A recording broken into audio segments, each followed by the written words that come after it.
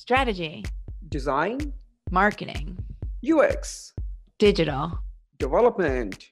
This is Agencies That Build. This show is dedicated to leaders and teams that design and deploy in the digital world. My name is Jessie, and I'm a marketer and an agency owner. And I'm Varun. I'm not a marketer, but a coder and an agency partner. This show is sponsored by Together We Ship, on a mission to help agencies grow. All right, welcome, rock on. Hi, Varun, how are you? What's up? I'm great. You were talking about earlier this call about all the wind and rainstorm we got last week. I have all the trees leaves have fallen now. And just after the day my landscaper cleaned up everything, my backyard is filled with leaves again, in 12 hours. Yeah, so same here. It's like we call it the never-ending battle. Yeah. Never-ending battle. All right. So you excited for today's guest? Because I'm excited for today's guest. He has about a list of 150 things to talk about today. So I'm pumped to get into it. And he's smirking. For those of you watching on the video, he's smirking at us right now because we haven't introduced him. So let me get into it. So he is a chess player. He enjoys some quality dad jokes, which I'm going to ask you one for at the end. So be prepared. All right. I'm ready. He's 40 under 40 at Grand Rapids Business Journal. Congratulations. The PDMA West Michigan board member for a number of years. He's Great Lakes Software Excellence Conference chair for a few years. He's this co-CEO of Atomic Object, Mike Marsiglia. Welcome to the podcast. Yeah, thanks for having me. It's great to meet both of you and participate on the show. How do you feel about leaf management? I'm feeling a little overwhelmed by it right now. So I'm on the western side of Michigan, and we saw some snow this weekend. Oof. And I'm looking out in my backyard, and there's still plenty of leaves on the trees. So enough leaves have fallen to make a nice base, and then the snow fell on top of it. So I'm thinking at this point we might just have a mess come springtime.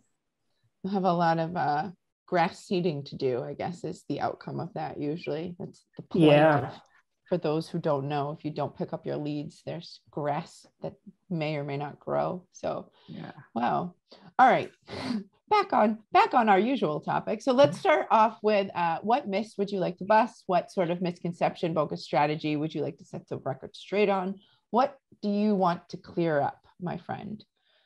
Sure. So one that's always perked my interest is this idea that designers and developers cannot sell.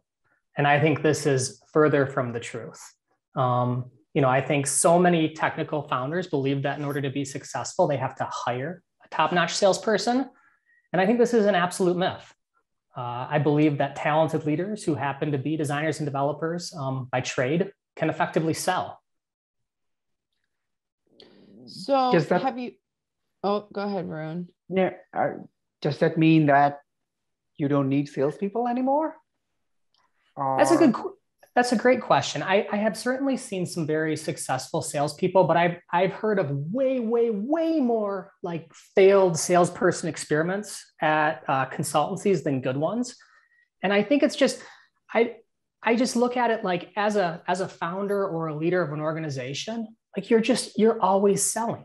It's just part of who you are, whether it's new hires, projects internally, new clients or existing clients. It's just part of the job and part of who you are. And one thing that really helped me kind of get over this hump was an author named Daniel Pink, who wrote a book, To Sell Is Human. And I think this is a great book for any technical founder. And in the book, he really unbundles that buyers don't want to be sold. They want someone to solve their problem. And I feel as talented developers, talented designers, that's what we're really good at doing. We're really good at solving people's problems. And it's just getting over this hump, this misconception of what is a salesperson. And in the book, Daniel dives in and he gives this idea of being ambiverts and how most people are actually ambiverts. And Adam Grant had done some additional work on this. They did a study. So what they did is they started polling people and they said, okay, a scale of 1 to 7. If you're a 1, you're super duper introverted. And if you're a 7, you're highly, highly extroverted. And they started looking at how effectively can these people sell, right? And what they found is the ones and twos, not effective salespeople. The people that are really, really introverted struggle, right? But what they also found is the 6 and 7s were also not effective salespeople. And this is like the complete misconception that we all have, that you got to be super extroverted to be really good sellers. And the really interesting part about this is like on this introversion extroversion scale, like the world is like a pretty nice bell curve. And most of us score in that 3 to 5 range. Most of us are ambiverts. And that means most of our clients are ambiverts as well. So they're liking to be talked to by someone who has kind of their same introversion, extroversion archetype. Do you feel like it has to do with that behavior around the ability to listen? So like you get your wicked extroverted people who are, and again, this is it could be a gross misconception or some sort of generalization, but the ability to process the information on what other people are saying and react to it in a thoughtful manner, listening is a big, big part of selling. Yeah, I think that's a huge part of it. I mean, I think, I've heard the term before that, we have one mouth, but 2 ears. So we should definitely be listening more than we're talking. And yeah, for me, I felt that, when I first started selling, I felt like I had to sell someone on something, right? And I became a way more effective salesperson when I stopped trying to sell someone. And to your point, Jesse, I started listening more. I started like empathizing with the situation. I started asking myself, what would I do if I was in Jesse's shoes? And that really works with people, and that really resonates with people. For me, it's all about like, how do you find a win-win? And I just feel that designers and developers, by their nature, by the types of problems they solve, are really, really good at this naturally. And sometimes they're just scared to do it. How has that helped you build your company and your team and your culture? Like how that idea of being a professional or like technician can also sell has helped you, evolve in your organization as well? I think it's evolved over time. So Atomic's 20 years old. I'm not the founder. The founder of the company is Carl Erickson. He's a very talented individual. And this was just the type of selling he did. So when he needed help, I learned by watching him and picked up on some of these tendencies. And then as we continued to grow, we needed to get more people doing this. And at first, we really actually struggled to get people doing it. And over time, we got better at putting a bit of a process around it. And the process really ends up being a pretty simple kind of sheath that we're driving towards, where we're always internally asking the question, like, what is the problem the client is asking for? Can you write it down? What are like the 3 business drivers, not technical drivers, not fun things, but what are the 3 business drivers that this problem is going to solve? Can I write those down? And then part of that conversation is just reiterating that back to the client, like letting them hear that they've been heard and that you understand and that like you're on the same wavelength as them. And then I think that gives you the ability and the trust to like lean back into that conversation and start making recommendations. I also think that selling is always interesting in what we do, because I think sometimes there's this asymmetry, right? Where because we're technical, we know all the ins and outs, and the customer's nervous that like, maybe I'm going to get taken for a ride somehow, right? But I think the way to really start breaking that down is to just come back to this concept that I always think about with software is good software is never done. So if we can help you figure out how to make good software, like as inexpensively, as quickly, as efficiently as possible, it's going to work really well. And you're going to want more of it. It's the deep, dark secret of custom software. And it's throughout that sales process, it's listening, it's building trust, it's leaning on what we're really good at designers and developers, and figuring out a good solution to the problem.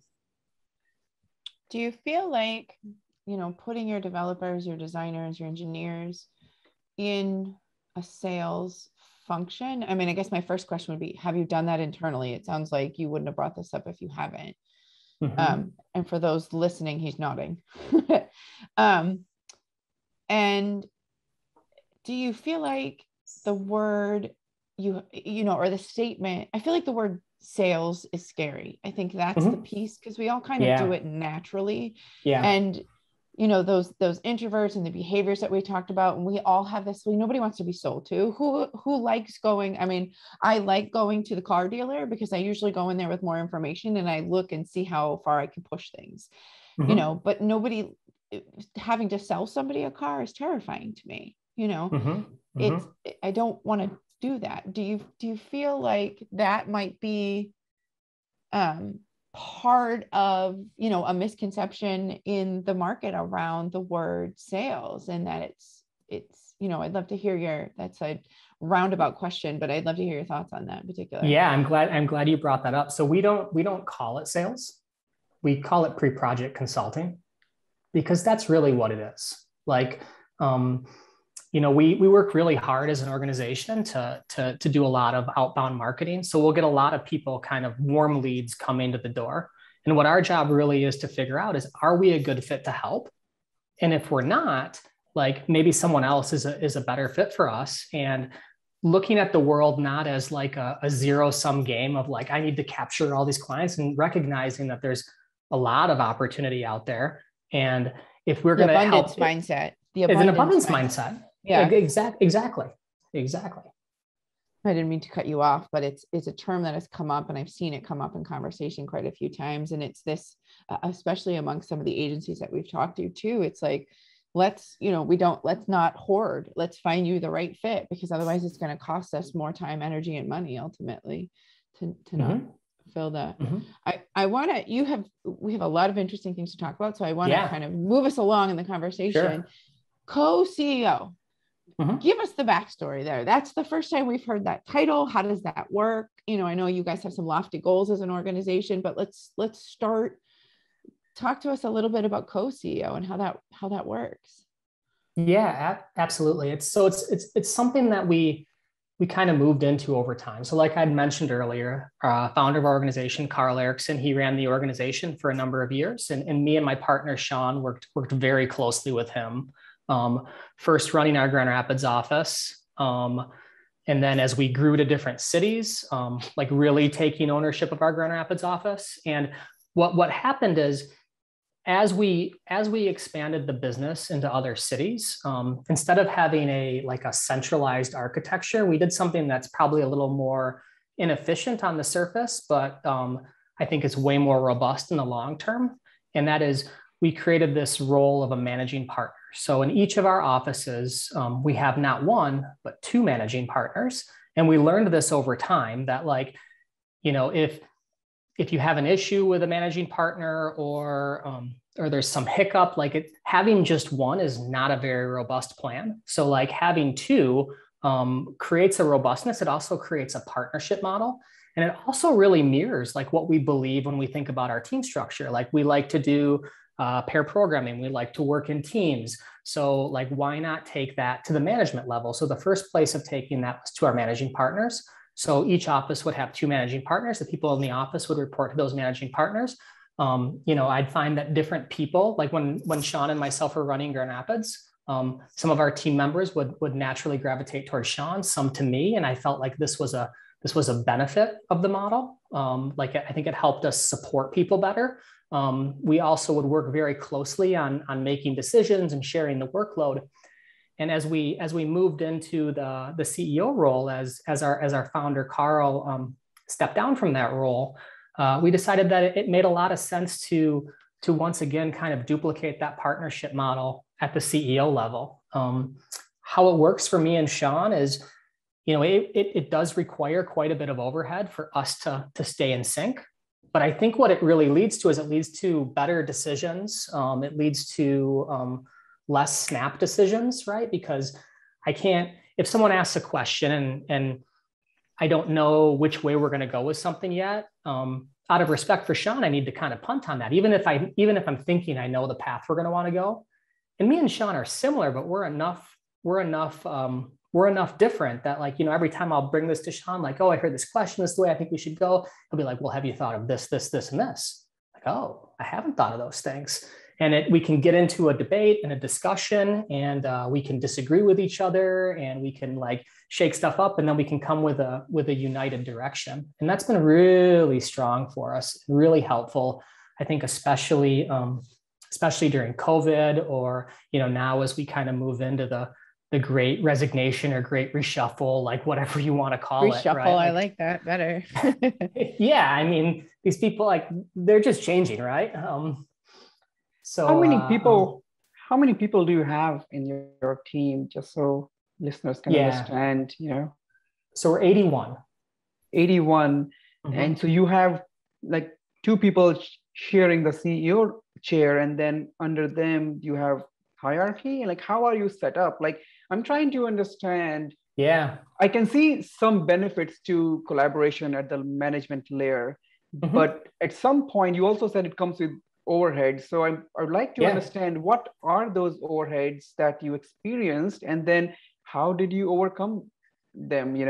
Because this is the first time I'm hearing this concept of co-CEO, because mm-hmm. there has been a reason why it is not popular, I'm assuming, because people do want, like, they all management people talk about how there has to be a clear direction of who is reporting to whom, so that they can take their own decisions. They can, stay within their own roles and responsibilities and be accountable for things that they do.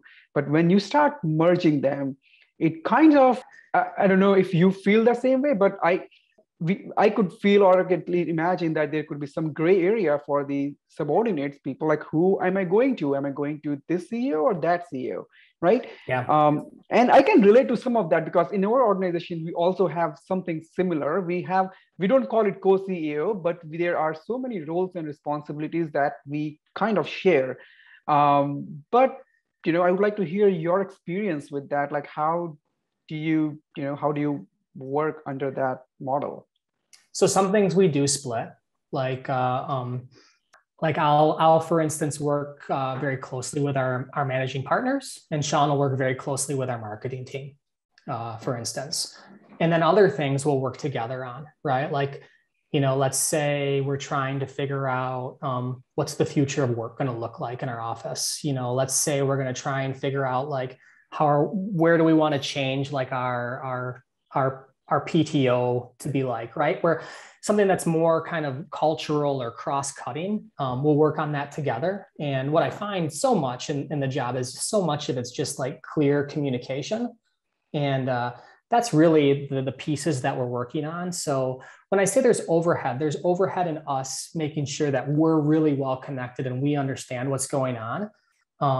Now, I think on one hand, you can look at it as overhead, like, oh, if I was just doing the job, maybe I could do some of these things more efficiently myself, right? Or you can look at it like a lot of these decisions that we're making, like, are so high leverage that it's really important to get them right, even if it takes a little longer to get there. I like the way that you described it earlier, is it forces you to not make those snap decisions, because that was going to be one of my questions. As a leader mm-hmm. within any organization, that's what you deal with all day is, mm-hmm. how about this? How about this? How about this? And in this case, if you, the co, where the boundaries are in a lot of mm-hmm. ways. And if you question mm-hmm. that boundary, you know how to be able to take it back and go, yo, we got to talk about this real quick. Right. It's an interesting change of standard operating behavior, mm-hmm. and I could see how that would work quite well within the right organization. Our relationship's so important to making it work. And we've known each other for so long, and we've worked together for so long. I don't know how I would feel, kind of coming into it, not having the relationship that I do with Sean. But because we've had such a strong relationship for so long, and we know how to disagree with each other and resolve those disagreements. We know each other's strengths and weaknesses. We know how to support each other. Like, it works really well for us. Sounds like a healthy marriage. Pun absolutely intended in that one. But it goes down to any sort of leadership team and being able to those are behaviors that you want on your leadership team and you want within your executive teams, regardless of the role and the title. It's to be able to communicate clearly and effectively and know when and how. There's been many a manager I've worked for, and I said, look, is there a better way that I can communicate with you? And usually it's no, but sometimes you get the, like, let's talk about it this way. Or is there a more effective way for us to, but even talking about how to be able to communicate better is an important conversation, especially as we all move to different types of working environments. I love that. I mean, I've often thought about, and I haven't done this, but I've thought about it, like, wouldn't it be cool to document, like, this is my leadership style. These are like kind of my core sets of beliefs or values. And I think that's helpful to people. Well, there's a lot of various leadership trainings and understanding how you communicate and where you communicate and how you learn. And even within interviewing, it's one of those things that as a manager in the past, candidates would ask, how do you manage? And I'm like, thank you for asking that, because there's a certain type of person who could work for me, and there's a certain type who, I'm not the best manager for, I'll put it out there. And so yeah, it's a whether it's agency life or external, it's an important conversation to make sure that you're choosing the right environment to be able to excel in, which leads me to my next question. All right. You guys have this unique entity within your organization called the Career Accelerator Program. If you can give us a quick rundown on that. And again, I know we have about 1,500 things to chat about, but I think this is a timely, based off our current conversation, a timely kind of unique thing that you guys do. Can you walk us through that? Yeah. So about 6 years ago, we were really struggling in this modality of, making the next lateral hire, or how to grow the organization through lateral hires. And it's always a challenge, right? It's a challenge finding the right person. It's finding the right person that's the right fit for the company. I just think in general, like, lateral hiring is difficult. And we started thinking back to, like, when the company was first founded. Carl created the company, and he was a professor at a local university, and he just started it by, like, hiring some of his favorite students, right? And as we grew, like, when we started developing our value mantras, and one of our value mantras is teach and learn. This is my favorite value mantra, by the way. Like, but what teach and learn means is, it means you have to have, like, a willing teacher and a willing learner. And so we just started thinking about this more. And we started saying, why not try and create the exact experience we would all want coming out of college? And it brought us around to this idea of a career accelerator program. And this also overlaps with another topic that I think we're going to hit on later, which is we have a goal of an organization to be a 100-year-old organization. So having a goal to be a 100-year-old organization is a simple goal, but, like, there's a lot behind that. And one of the things behind that is you need to think long-term, right? And thinking long-term is thinking, like, how do we make this sustainable for the long run? So we started brainstorming, and we're thinking, how do other service companies that are 100 years old do this, right? And we started thinking about, like, law firms and accounting firms, and they hire in cohorts. And we said, why don't we try and hire in cohorts? Why don't we build a program that we think would be so compelling that, like, as a fresh grad, like, you'd be crazy not to accept the offer into it. And let's build demand for that, because there's, let's be honest, there's a lot of people graduating from CS programs. And these aren't the people a lot of times that companies want to hire, because they don't have any experience, but they're so smart, but they just don't have the experience. So, like, how can we look at that? And the risk is too high, and companies need to think about now. So, like, what if I can think about in a 100-year time frame? So, like, what if I can hire really smart, hungry people now and build a program that can very, very quickly, like, accelerate their career? And that was the premise behind the Career Accelerator Program. And it's been wonderful for us. So, getting it going, and this is one of the things I wasn't anticipating, but back to our teach and learn, is in many ways, like, bringing in this less experienced cohort of people really invigorated our senior people as well, because it gave, in some ways, it gave them more purpose because they had so much knowledge to give them. And like I said, these folks are so smart. And so like when you have this less experienced, hungry person on your project, and you give them just a little bit of like guidance, love, and attention, and then they turn around and they like are producing wonderful things. That's such a positive reinforcement cycle that just builds excitement within the organization. Can I ask a little more on that line? Because so it's not internship program, right? It's when you say accelerator program, so you're hiring them for real, you're paying them a salary. Correct. With the mindset of we are going to have our senior people invest their own time to train these people and pay them salaries, right? How did that really go? I mean, I asked that because, and what did you do to make it work? Because we tried that and we failed. We had, our senior people with the same idea, same concept, like, we hire junior people at lower salary, get them trained so that they get ready to be more productive and start making money for us, right? But that did not happen because our senior people were already so occupied with the work, with the amount of work that they already have in their plate. And top of that, you have them work with junior people to train them. How did you overcome that? Yeah, so we did it a little differently than that. So the first thing we did is we took a senior person and we changed his role to be an accelerator manager. So what he's responsible for is he's responsible for, at the time, developing the program and now running the program, recruiting, et cetera, et cetera. So like how it worked is we would hire, say, a cohort of 5 people, right? And we would get a lot of demand for this program. Like we'd generate maybe 100 applicants, hire 5.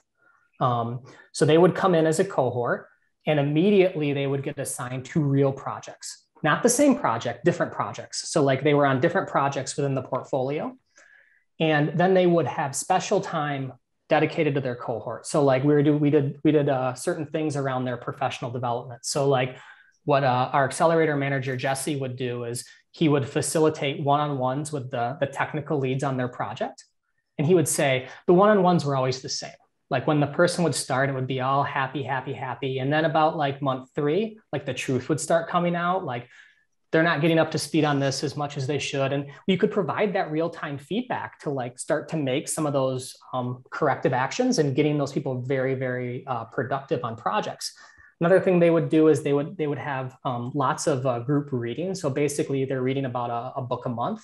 And at first, when we first did the program, we thought like, hey, we got to bring these people in. We got to teach them how to be great developers, right? Like, let's do all this development type work. And what we really realized is like, no, like they have all of the skills to be good developers. Like in some ways we needed to like help them like learn and understand how to be good teammates, how to be adults in some ways, and how to work in an office and all these things, right? But we're able to like quickly transition a lot of that into like leadership type texts, So we'd be reading like, books about how to give feedback. We'd be reading books about critical conversations, things like that. And these folks would just, because they're in this cohort, they also have like this connectedness together. It created a really nice thing, and I think to do it without having the person who's in charge of running it and making sure that the experience is good for the people and making sure that everything is coordinated and collaborated, I just don't think would work. Yeah, that's a great strategy. I think it's worth trying. Well, I was going to ask how many, you had talked about the size of the organization, let's get really tactical for folks listening. Like you're hiring 5 people, I guess, there needs to be a level of investment in these folks, did you find the retention rate of these employees to be particularly high as well? Like, what's the ROI there? How about that for a nice question? And it sounds like it was in terms of growth amongst everybody within the organization from a cultural perspective, but, could you what was the retention rate in terms of how long you expected these folks to stick around, I guess would be the question. Yeah, I can give you what my hypothesis was, and I could probably follow up with the exact numbers, and I can tell you where I think I'm wrong. So hypothesis is good. Yeah, my hypothesis is we'd hire 4. Mm-hmm. We'd have to exit one of them in the first year because they couldn't make it. Yeah. One would leave at 3 years, one would leave at 5 years, one would stay for longer, right? Yeah. And I thought, okay, if we can build a system like this, then we're just always kind of like replenishing, right? Like once you get into steady state. What I found in practice is junior hires in the past that like, where I was coming from, where I was just thinking there's going to be some that just don't make it. We ran into some of those similar situations, but I think through the strength of the program, we were able to turn those around. So people that probably wouldn't have made it in the past were now making it through because they were getting the support they needed to get over the hump at a certain point in their career, and just turned into like amazing people within the company. And then what we found too is that the attrition has been very, very low, extremely low, lower than I expected. So, because of that, we've seen growth in the organization. It's an interesting, I've always often wondered, folks coming out of school and transitioning into I'll call it the real world, but they don't teach you how to be a good employee. They teach you how to do the work, but they don't, whenever I've had junior folks work for me in particular, interns or whatever, it's like, here's what you do in a one-on-one. You're literally telling them what to do during the meeting that you're supposed to be having at the moment. So having some of that, built-in components is interesting. It's also interesting here we were talking, so we're based in Massachusetts, you're based in Michigan, but Northeastern that's based here in Massachusetts does, school a little bit differently, where they have these, semester long, I can't even think of the word at the moment, but similar function where you go and you work as a co-op, programs. And so it's like, just for me, that was always a much more attractive way to be able to figure out what you like to do and how to do it, because by the time you get hired, you're already 2 steps ahead. It's just a wonderful way to approach it. Let me move to our next topic of conversation, because this is all like so many things to talk about. So one thing that we ask everyone, all the guests, is how COVID has changed your business. Now, you mentioned about being 100-year-old company. That's your vision. How, well, I'm assuming that has been for some time before COVID. Has Correct. It, like now when you're thinking 100 years, I'm imagining COVID may have no impact because your vision is so long, so hot, it's far-fetched. Like, you are ready to do or set up your, base and your company in a way that nothing will make it or break it to stop it from getting to 100 years. But COVID still hit. How has that changed that vision? If it has, if not, how have you overcome that? Just talk us through, how you navigated that. I think when COVID first hit, it was something we were able to really lean into and look at it and say, how do we get through this and protect the team as we get through it? Like, how do we first look to optimize for everyone's health and safety, and then secondly look to do whatever we can do to protect everyone's jobs. So like everyone, like I think COVID was a bit of a roller coaster. There's this terminology that's thrown around like wartime, peacetime CEO. Like COVID hits, see, like you're definitely into like wartime CEO, right? And you've got the scary novel virus. Like our sales pipeline effectively disappeared overnight. Like we had a lot of projects in flight. People were like, well, we can't do them now, right? Luckily, our project portfolio like stayed mostly intact. We had a couple clients who had to cancel projects, and we had some clients where there was some fear about canceling projects, but they were able to keep them running. And I looked at that as a in some ways, maybe being lucky that we were in the right industries. And in other ways, I felt good that like it really showed that our clients valued the work we were doing. So like, especially kind of the full end-to-end product work we were doing, like our clients' options really were, pause the project or continue on with us, because they weren't like staff aug type things where they could just scale back and keep pushing the project forward. So I think that was very helpful. Like everyone, we moved remote right away in COVID. And, me and Sean like really dialed up the communication we were giving to the company. So we started doing like weekly updates via Zoom. We've always been a transparent company, open books company, but like we wanted to double down on that too. So we started like showing people like cash projections, because that was the thing that mattered, right? Like, not only what were we worried about with our client runway, but like what was our like past due AR growing like? And I wanted to be transparent and show people that, and then talk to them about like the mitigating steps that we would take along the way if we needed to. And I think that people really appreciated that. So we worked really hard to not like furlough people. We worked really hard to not reduce pay. That did mean we cut way back on expenses and things like that. But like I said, our goal was to make it through COVID with the same great team that we had going into COVID. That's so awesome to hear that, you did not have to let anyone go, and, kept all the people and still maintain the same culture and with the same vigor that you had earlier.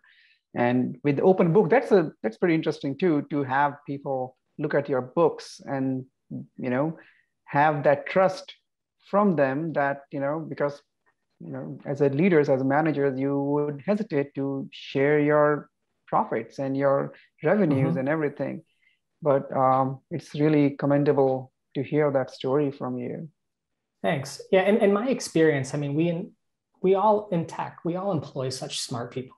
They're really, really smart people. And I kind of feel like on the open books front, like, if things like that aren't open, people are going to invent their own realities, and they might be really, really wrong in one direction or the other. So I'd rather just be like open and honest with that. And that requires a lot of education, and it's not, we're not, here's the balance sheet, let's look through this. It's like, okay, I'm going to build a spreadsheet that's going to show like week over week cash, where our outstanding AR is, and I'm going to talk through it.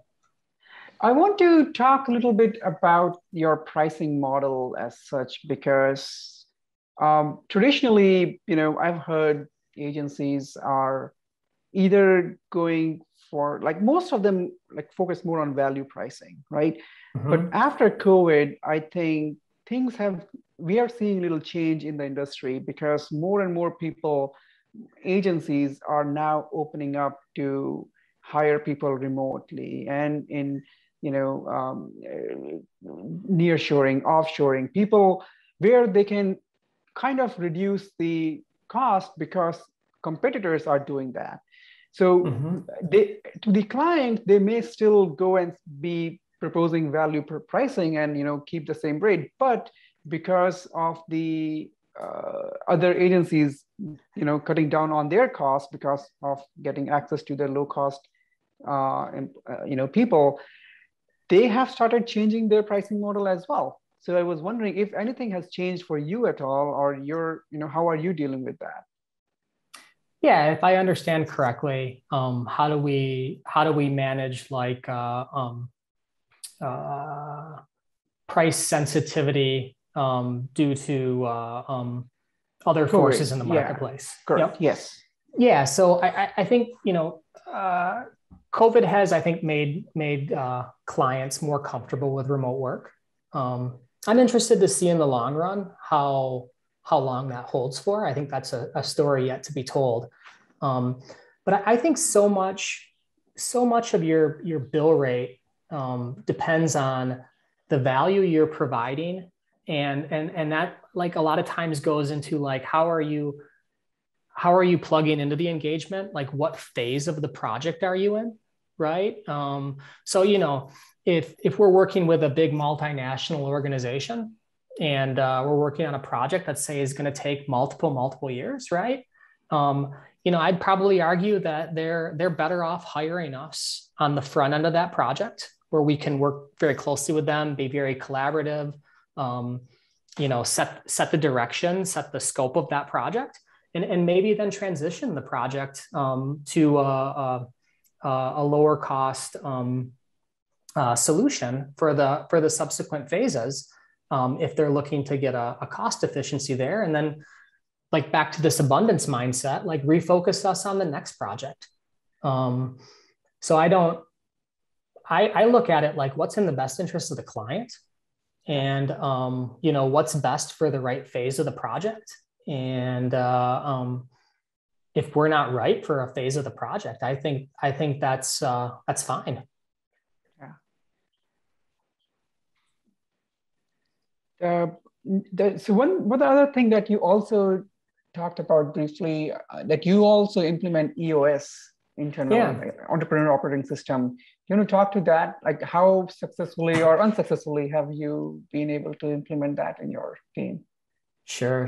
So when I think about our team, I'm like, what? Our teams have done successful product development for a number of years, right? And there's a lot of reasons for that. We have smart people, but when I really think about it too, I'm like, there's also like a pretty strong process in place, like our Agile or Scrum process, and it's a really nice, set of rituals that the team can go through that can keep them focused and consistent, and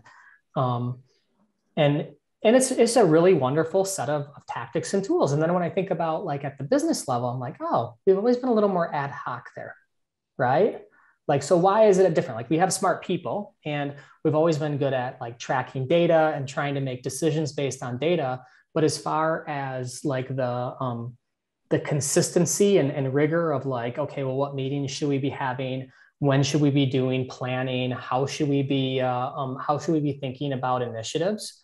We had less of that. We had more of whatever was the newest idea, we should shift and change to it, right? So, one of the things Sean and I wanted to start doing when we were running our Grand Rapids office was we need to get a little better process because we wanted to bring some more people into like how we lead and manage things. And to do that, we needed some kind of system. And we looked at it and we said, well, we're engineers, so we don't want to hire someone to teach us. I don't know if that's the right decision or the wrong decision, but that's what we did, right? And we said, well, we looked at the EOS book and we're like, well, we do a lot of this stuff already. Like we do the data management. We looked at the Gazelle's book, the Rockefeller habits, and we just said, you know what? We need to stop overthinking this and just like lean into something that we didn't invent, and let's just start doing some of the EOS stuff. So what we started with is we started with just doing the weekly meeting. That's all we did. And just doing the weekly meeting like quickly made us start to realize, okay, well, what's our scorecard? And then figuring out our scorecard. And then doing that for a while, like it just led to other things. Okay, well, we should start doing quarterly planning. And then when we moved into the CEO job, we started thinking about, okay, well, what's an accountability chart? Like, to your point earlier, Jesse, I think is like, oh, you have this co-CEO model. Who reports to who? How does that work? So for us, we didn't jump into EOS, get an implementer, throw everything else away and start doing it. We just said like, let's just start doing one thing. And then we let it like organically grow out. Okay. Sounds like you guys have done a lot of stuff right. I don't have a better way to describe it. It's you've really thought through the best ways to tackle some of these challenges that agency owners struggle with. Let me flip that. Well, I appreciate that. I mean, we've been at it for a long time, so we've made a lot of mistakes along the way. You may not appreciate this question. Tell us what one of the biggest mistakes was that you made, and kind of how you approached it and how you tackled unmistaking it, fixing it. So I don't know. I think, good organizations try new things. Sometimes they work, sometimes they don't, right? And when they don't work out, like how do you learn from them and move on? So I see a lot of things as learning opportunities. I'm a really big fan of Colin Powell. Late Colin Powell just had this quote where he said, can you give me a solid 7? And what he meant by that was like, if you're like a 5 out of 10 on if you should do something, you're too early. Like you should be doing more research, right? And if you're a 9 out of 10, you're probably too late. Like you waited too long. So can you give me a solid 7, right?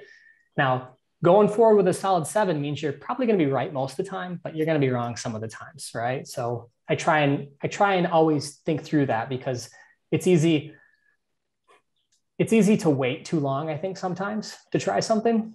So one of the mistakes we made is our Detroit office. So we wanted to have multiple offices, and we opened our second office in downtown Detroit in 2012. So currently we have an office in Grand Rapids, Ann Arbor, and Chicago. You'll notice Detroit is not in that mix, but Detroit was the first office we tried to have, the second office. So at the time, we really loved the Detroit comeback story. And we believed that the fate of Michigan was tied to Detroit, right? So like that was the point in time where everyone's like, oh, Detroit is like not a great place. But we saw a lot of good up and coming in Detroit. We said we wanted to be part of that story. And to be honest, it was really hard. We opened an office in downtown Detroit. We struggled to hire senior talent. We didn't establish strong leadership. Lessons learned about, doing leadership in pairs. We would have really big Southeast Michigan clients that wanted to hire our entire team. And that doesn't sound so bad on the surface, but like they weren't looking us to engage us in like kind of full product centric projects. It was more like, we want to hire your whole team to plug into our team. And that wasn't helping us really create the culture we needed.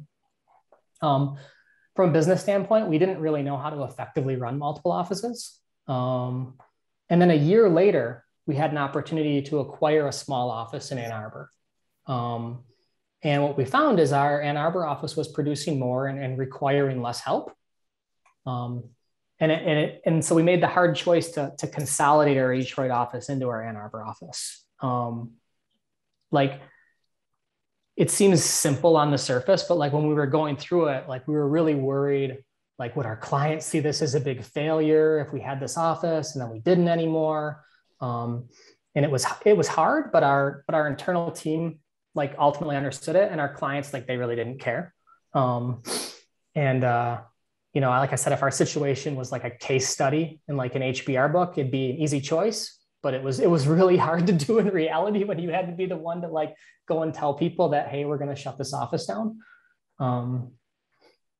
But I think overall, like the experience taught us that, like anything entrepreneurial, and probably having a second office is a pretty entrepreneurial thing for a service company.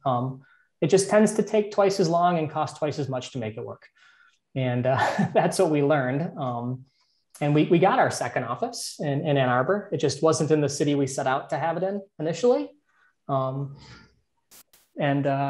Like I said, we learned the lesson of having a robust leadership team. I think we learned the lesson of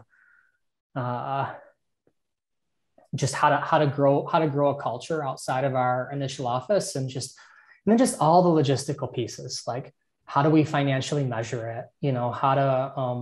How do we teach people the ways in which we do business, et cetera, et cetera. And it was a lot of growth.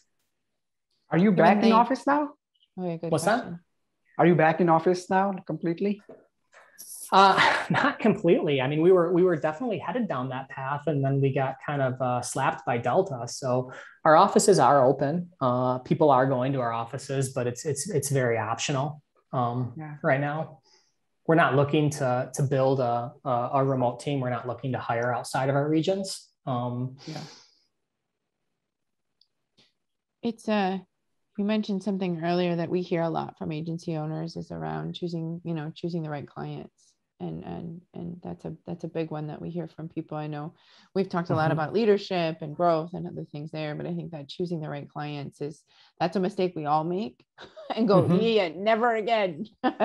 Yeah. So hard, isn't it? Yeah, it's a learning experience. And for everyone listening, you will choose the wrong client probably more than once, a couple of times. Sure. And on that note, I do want to ask one of the, anything like that you can think of where clients have made you drive bananas, like, drive you bananas on how they just messed up with you? Like, where do you think some experience, example of any instance where, you had just bad experience with a client? I think what I've learned is the clients that it works really well for are like clients that I feel like are what I would call playing to win. So they care more about the success of the project or product that we're helping them on, rather than like any kind of like an internal political stuff that's happening within their organization. So I want our team to play to win. So like I want to find like organizations that are also playing to win. I also really, really enjoy clients that want to be part of the process, that value the teammates that we put on the team. Like when we deploy a team to a client organization, we're really like looking for that team to like kind of take on the purpose of that organization as well, and really help them move their product forward. So our teams are putting in like a lot of love and care to do that. And I look for clients that not only see that, but they respect that and are excited by that, and that are really, really playing to win. I think a pet peeve of mine is if you have a client that like it's just clear they're not playing to win. What's the one thing as a business owner or as a co-CEO that keeps you up at night? We get a lot of people who worry about sales and your next project and team members and attrition. Not to feed you a couple of answers there, but yeah. I'm guessing there might be a couple other things on your list based off the conversation today that maybe we haven't thought about. Well, I think those are all like really good ones. But if I'm perfectly honest, I do sleep well most nights. I think I have a wonderful business partner, a great management team to help share the load. I sometimes I do find myself worrying about like, are people unhappy? Do they want to leave, or are we not being able to find enough work? But when I feel like this, sometimes, then I'll have a talk with Sean, and he'll give me a pep talk about, you can't control how others are feeling. You can only like manage your own actions. And then I'll give him the same pep talk like the next week or something like that. And we can calm each other down on these things. And on the client side, I think having a robust client base. So we strive as an organization to not dedicate more than 20% of our capacity to any given client, and trustful data that helps us understand what's going on. That can be incredibly helpful and make us feel good as well. Talking about gone through a lot of questions. Yeah, we've covered a lot of the list, so we're like, okay, let's make sure that we talk about this. For those listening, there's nice robust prep that happens. So yeah. You've got some I'd like answers. To ask about future as well. What's exciting you about the future? What do you think is coming? Where do you think is you as a company heading, you as like your industry heading, the type of work that you're doing, anything, like where do you think you are going?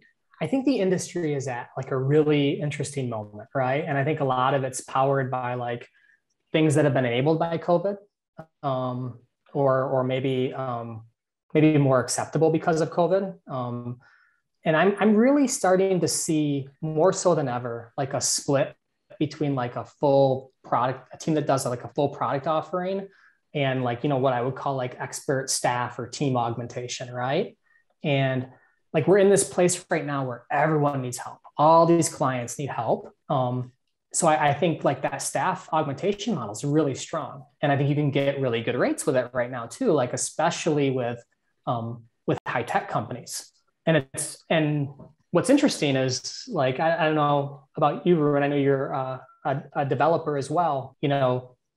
15 years ago, like staff aug gigs weren't all that great, right? Like you felt like the clients really didn't know how to do tech yet. And, you're in some cubicle somewhere writing P-SQL code for like an insurance company or something like that. I think they've come a long way. Like I think a lot of these technical clients, they have really smart people leading their teams. They're doing good agile stuff. They're picking good technologies. So like that's all good, right? And I think on the other side, like this offering the full product experience is harder. But ironically, it might not pay as much as even that team augmentation model does right now. I think because it's harder for non-technical companies to understand, just where the market is. And I think because of this, and as more people push to remote, I'm seeing lots of professional services firms lean heavily into the staff augmentation, team augmentation work.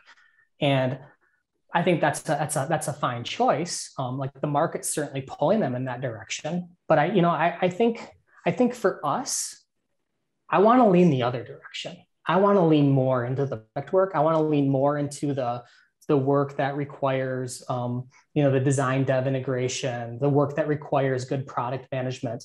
And that's work that we've always focused on. And it makes me passionate to get better at it because I feel like even though the market is like pulling us in one direction, I think that these are business cycles. And like when I look at our team, I find that our team is more happy, more engaged when they have that kind of more autonomy around the project. So even though it's harder, even though you might have a customer who doesn't get it as much, or you have to do more explaining or more justification, it's like you have the control of that product, and you can help really dictate success. And that's what gets me really excited. Like I want to lean into that work. I want to continue to get better at that work. I want to do more of that work as an organization. That's so bold. That's really strong statement. I think that is so cool to hear from you as well. Like, everybody else is doing that, but I want to do this and I'll continue to do this. I'll continue to motivate my team to just do this and go in that path. That's pretty, awesome to hear. So all the best, man. I mean, it's just so awesome to hear. Cool. Jesse, you had one last thing, I know. Yeah. So we've talked a lot about your business. We've talked a lot about some of the awesome things that you've done. We've talked about how you've got into it. We've talked about goals and where you want to go. Let's talk about you for a few minutes, a little bit. Yeah.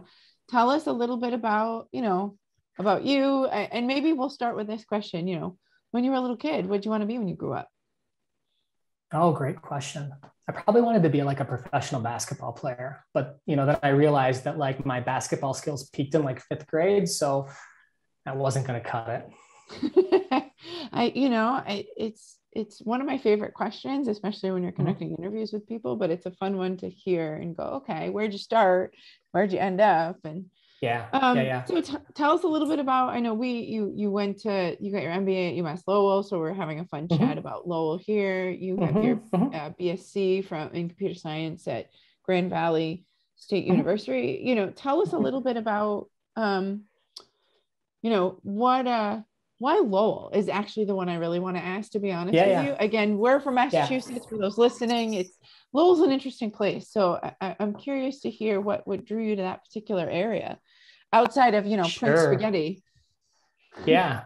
So my journey there is kind of interesting. So I was a pretty traditional student. When I first went to school, I'm like, I'm going to go into something business related, maybe accounting. And then I changed my major to CS like right before school started. And I'm so happy I did. Like I just really loved computer science, solving problems. And when I was at Grand Valley, I met Carl Erickson, who's the founder of Atomic Object. He wasn't running Atomic then. He was a professor at Grand Valley, and he had organized an exchange trip to Sweden. So I saw that there was this information night. I'm like, I'm going to go to that information night and find out about it, because I'd always wanted to do an exchange. And, as a freshman in college, I'm like, that's pretty like it's not as exotic as like going to China. But it's definitely out of my comfort zone. I mean, it's still kind of cool. Yeah, it was super cool. And so I met Carl there and we talked, and then he sent me a postcard from Sweden to my dorm that said, like, you can be here next year, come see me. And so I just got to know Carl. He became my advisor. And when I set up this exchange, and at the end of that year, he's like, so I'm not gonna be your advisor anymore because I'm gonna do this .com startup with one of my ex-students.